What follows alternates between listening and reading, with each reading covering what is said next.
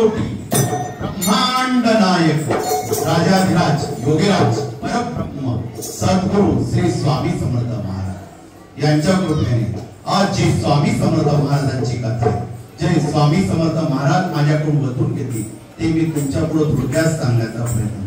सद्गुरु श्री स्वामी समर्थ महाराज की जय. श्री स्वामी समर्थ अनंत कोटी ब्रह्मांड नायक राजाधिराज योगीराज परब्रह्म सद्गुरु श्री स्वामी समर्थ यांच्या लीला ह्या अनंत आहे. स्वामींच्या ह्या लीलांना कधीच अंत नाही. स्वामी महाराज कधी काय लीला करते हे कधी सांगता येत नव्हतं अक्कलकोट मध्ये.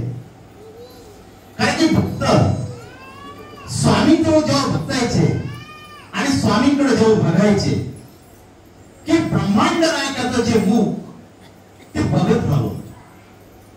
कारण की आपल्या प्रत्येक कथेमध्ये वर्णन होत असायचं की स्वामींचं जे मुख असायचं स्वामींच्या चेहऱ्याकडे बघायचं जे आपली वर्णन असायचं की हजारो सूर्य जेव्हा एकत्र व्हायचे जे तेज निर्माण व्हायचं ते स्वामींच्या चेहऱ्यावर असायचं त्यावेळेस. कारण की तो ब्रह्मांड नायक आहे. एकदा ब्रह्मांड नायक जर बसला तर भक्ताला त्याच्याकडे बघतच हवं असं वाटत. एक दिवसाचा प्रसंग होता. स्वामी महाराज गणपतराव जोशीच्या घरी आले होते. गणपतराव जोशीच्या घरी स्वामी महाराज बसले. सगळे स्वामी भक्त बसलेले होते आणि सगळे स्वामी भक्त बसलेले असताना या गणपतराव जोशींच्या झाडापुढे एक लिंबाचं झाड होतं. ते लिंबाचं झाड तोडण्यासाठी गणपतराव जोशी यांचा गडी जो कामगार होता ते झाड तोडू लागला. वरून फांदी पडली आणि स्वामी महाराज झोके घेत होते चोपाळ्यावर. महाराज जोरात चिडले त्यावेळेस. अरे हरम कामचं झाड तोडतोस. आमच्या पालखीची लाकडी जर तोडली तर ध्यान ठेव. महाराज जोरात चिडू लागले होते त्यावेळेस. गणपतराव जोशी पळत आले. हे फटतोड थांबव. त्यावेळेस तो कामगार होता तो बाजूला गेला घाबरला स्वामी पुढे. गणपतराव जोशी दचकले. स्वामी काय करते. कारण की स्वामींचा राग करण्यावर झाला तर स्वामींना शांत करणं हे कोणाच्या हातात नव्हतं. कारण की तो ब्रह्मांड नायक होता. आणि त्यावेळेस एक व्यक्ती लांबून बोलत होती अरे तिथे यांना दत्ता होता मग राग का करतात. हे चिरडा कशाला. यांना राग कशाला पाहिजे. हे तर साधू. आता तिची चर्चा चालू होती. स्वामी महाराज त्यावर फिरत होते. इकडे चक्रा मार तिकडे चक्रा मार. झाड तोडणारा थांबला. गणपतराव जोशी गेले. स्वामी काय झालं. गणपत्या चढता वाटतोच माझ्या समोर जाऊ नकोस. महाराज एवढं बोलले आणि गणपतराव जोशी बाजूला जाऊन उभे राहिले. स्वामी समोर हात जोडताय. स्वामी तिथून निघाले आणि मुक्त झाले. आता स्वामी गेले कुठं. जेवढे स्वामी भक्त त्या ठिकाणी होते तेवढे स्वामींना बघत होते. स्वामी महाराज गेले कुठे. प्रत्येक जण स्वामींचा शोध घेत होता पण स्वामी दिसतच नव्हते. गणपतराव जोशींना काळजी वाटू लागली. स्वामी दिसत नाही स्वामी दिसत नाही. स्वामींचा सर्व ठिकाणी शोध घेत असताना या गणपतराव जोशींच्या डोळ्यामध्ये अश्रू आले. स्वामी काय चुकलं माझं. अहो मला नव्हतं स्वामी महाराज. तुमची हा झाडावर इतकं प्रेम आहे नाही तर मी झाडाला हातच लावला नसता स्वामी महाराज. कामगाराला वाईट वाटू लागलं. माझ्यामुळे स्वामी रागावले. मी आज झाड तोडलं नसतं तर स्वामीला राग आला नसतं आणि माझ्या मालकालाही दुःख झालं नसतं. स्वामींचा शोध सुरू झाला. तेवढ्यात गणपतराव जोशींचं लक्ष गेलं. स्वामी महाराज उखरड्यावर बसलेले. गलिच्छ जागा होती त्या ठिकाणी स्वामी महाराज बसलेले. माशा गुणगुण गुणगुण करताय. गांधी माशा गुणगुण करताय. स्वामी महाराज बसलेले असताना गणपतराव जोशींचं लक्ष गेलं आणि ते स्वामींकडे बघू लागले. स्वामी पुढे जाऊन बसले. कारण की स्वामींचे डोळे लाल तेज बुंद त्या ठिकाणी झाले होते. स्वामींचा राग आणावर होता. स्वामींना शांत कसं करावं हे त्यांना समजतच नव्हतं. आणि त्यावेळी गांधी माशाने स्वामींच्या कानामध्ये शिरले. ते आणि स्वामींच्या कानामध्ये शिवलिंग स्वामींचा कान कोरू लागले आणि हे दृश्य गणपतराव जोशी आपल्या डोळ्यांनी बघत होते. बघत असताना मनामध्ये प्रश्न निर्माण झाला, माझा ब्रह्मांड नायक बसलेला आहे आणि स्वामींच्या कानामध्ये माशी जाते, रक्ताचा स्राव होतोय, हा रक्ताचा स्राव थांबला पाहिजे. पण हिंमत होत नाही स्वामींकडे जायचं कसं, स्वामींना सांगायचं कसं, स्वामींशी बोलायचं कसं, कारण की स्वामींचा रागच इतका अनावर होता की स्वामींकडे जाणं शक्य नव्हतं. जो तो स्वामी भक्त एकमेकांकडे बघताय, स्वामींच्या कानामध्ये माशी जाते, रक्त दिसतंय स्वामींच्या कानामधून निघताना. काय करावं, बोलता येत नाही. तर स्वामींकडे सांगावं कसं, हिंमत कशी करावी. जो तो एकमेकाला सांगतो तू जा कुणी जायला तयार नाही.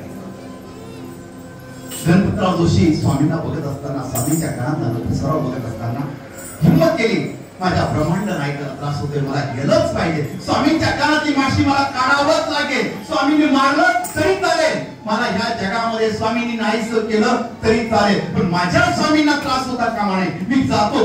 एवढं म्हटले गणपतराव जोशी आणि पाऊल टाकत स्वामी घेऊन जाऊ लागले. महाराज आपले बसलेले रागामध्ये, गांधी माशी तिथं काम करते, कानाचा रक्तस्राव वाढू राहिला. गणपतराव जोशी जवळ गेले, स्वामी तुम्ही मला मारलं तरी चालेल स्वामी, पण मला हा रक्तस्राव थांबवावा लागेल, तुमच्या कानातली माशी काढावं लागेल. स्वामी एक शब्द बोलत नाही. गणपतराव जोशी धरल्या हाताने आपल्या गळ्यात उपकरण काढलं आणि स्वामींच्या गालावर पुसताय. थोडा रक्ताचा थर त्या उपकरणाला पुसताय, कान साफ करताय आणि एक चिमटा आणला होता. त्या चिमट्याने स्वामींच्या कानामध्ये जी मधमाशी, जी गांधीळ माशी स्वामींचा कान पकडत होती, तिला काढायचा प्रयत्न. साक्षात जो ब्रह्मांड नायक बसलेला आहे, त्याने ब्रह्मांड सृष्टी निर्माण केलेली. आज तो ब्रह्मांड नायक एक माशी त्याचा कान कोरती, त्याचा रक्त स्राव होतोय, हे दृश्य हे गणपतराव जोशी बघताय. त्याने हातामध्ये चिमटा घेतला, त्या माशीला ओढते, ती माशी मध्ये जाते. ते म्हणता, हे माशी का माझ्या स्वामींना त्रास देते, माझा ब्रह्मांड नायकांचा बंबाळ होतोय. ती माशी ताकद लावती मध्ये जाण्याची आणि गणपतराव जोशीने चिमटा मध्ये टाकला आणि माशीला दाबला आणि जोरात माशी त्या ठिकाणी बाहेर ओढून काढली. माशी बाहेर आली आणि ती उडून गेली. ज्या वेळेस माशी उडून गेली, गणपतराव जोशीने आपल्या हातात उपकरण घेतलं, स्वामींच्या कानामध्ये बोट घालू लागले आणि कान पूर्ण साफ करू लागले. स्वामींच्या कानामध्ये रक्त दिसत नाही, अरे रक्तस्राव होतो कुठून आहे. स्वामींच्या कानामध्ये मी आता रक्त बघितलं, रक्ताची धार लागलेली आहे, पण लागलेलं कुठे, रक्त निघतं कुठून आहे. जवळ गेले, स्वामींच्या कानामध्ये बघू लागले, त्यांना पूर्ण सृष्टीचं दर्शन स्वामींच्या कानामध्ये दिसू लागलं. त्यावेळेस ज्यावेळेस ते स्वामींच्या कानामध्ये सृष्टी बघत होते, रक्ताचा पुढे डाग नाही, काहीच नाही, त्यावेळेस गणपतराव जोशीचे डोळे भरून आले आणि त्या कानाला ते हात जोडताय, स्वामी तुमची इला न्यारी. स्वामी पुढे जातात, स्वामी काय झालं स्वामी. अरे गणपत्या, आम्हाला तुला सृष्टी दाखवायची होती म्हणून आम्ही तुला आमच्या जवळ बोलून घेतलं. आला बघितले, गांधी माशी उडाले आणि महाराजांनी त्यावेळेस हात पुढे केला, ती गांधी माशी स्वामीच्या हातावर घेतली. स्वामी त्या गांधी माशीवर हात फिरवत आहे. हे बघ, आम्ही नामतो तिला ओढ, ती उडणार, आम्ही सांगितलं बस, ती बसणार.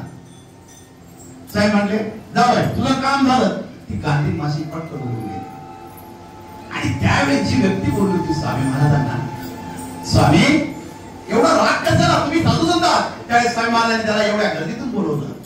कारण आमचा राग बघतो, माझा राग बघशील, एकही माणूस इथे राहणार नाही, सर्व माणसांना मी जिवंत खाऊन जाईल, काय माझा राग बघणार. आणि स्वामी त्यावेळेस खदा हसणार. त्यावेळेस गणपतराव जोशी त्या व्यक्तीला सांगतात, स्वामी भक्तांवर कधीच राग करत नाही. ज्या वेळेस स्वामी महाराज राग करतात, त्यावेळेस भक्ताचं कल्याणच करत असतात. महाराज काही ना काही इलाज करत असतात. महाराजांच्या रागवण्यामध्ये सुद्धा प्रेम आहे, कारण की ब्रह्मांड नायकाची शक्ती. त्यावेळेस त्या व्यक्तीजवळ स्वामींनी त्याला बोलवलं जवळ आणि हळूहळू सगळे स्वामी भक्त स्वामींजवळ आले. एक मुंगी असते, महाराजांनी ती मुंगी आपल्या हातामध्ये ठेवली आणि त्या मुंगीला आदेश दिला, माझ्या हातामध्ये थांब, हलू नकोस. ती मुंगी शांत उडत. सगळे स्वामी भक्त समोर उभे राहिले. स्वामी महाराजांनी सर्वांना बोलवलं आणि त्यावेळी स्वामींनी एकच संदेश दिला, अरे माझ्या बाळांनो, ही मुंगी जशी मुंगीहून साखर खाते ना, तसे तुम्ही सुद्धा मुंगीहून साखर खा आणि भगवंताच्या नामामध्ये तो रस प्या. भगवंताचं प्रेम फार वेगळं. तुम्ही जेव्हाही मला बोलवाल तेव्हा मी तुमच्या सोबत आहे. तो कोणाचा राग करू नका, सर्वांवर प्रेम करा. मला राग येत असेल मला सांगा, मी तुमच्या सोबत आहे. मी फक्त भक्ताचं कल्याण करण्यासाठी अक्कलकोटला आलेलो आहोत आणि प्रत्येक भक्ताला देण्यासाठी आलो. मला काही नकोय, फक्त तुमच्या मनाचा भाव मला हवाय. आम्ही फक्त आमची लंगोटी घेऊन आलो, आमच्याकडे दुसरं काहीच नाही. आमची लंगोटी घेतली, आम्ही निघालो, आमचा प्रवास सुरू झाला. हे स्वामी महाराज सगळ्या भक्तांना शिकवत होते. हे स्वामी शिकवण स्वामी महाराज तिच्या सगळ्या स्वामी भक्तांना दाखवत होते. त्या गणपतराव जोशींचं वाक्य उसळलेलं होतं त्या ठिकाणी की त्यांना स्वामी महाराजांनी सृष्टी कानामध्ये दाखवली होती. त्यांच्यावर स्वामी महाराजांनी कृपा केली होती. महाराजांनी गांधीवाशी दाखवली आपल्या कानामध्ये का त्याशिवाय गणपतराव जोशी आपल्याकडे येते का नाही, त्यांची भक्ती खरी आहे का नाही, स्वामी महाराज ती परीक्षा बघतात. ज्यावेळेस गणपतराव जोशी स्वामी समोर आले, स्वामी समोर हात जोडून उभे राहिले, स्वामींनी एकच आशीर्वाद दिला,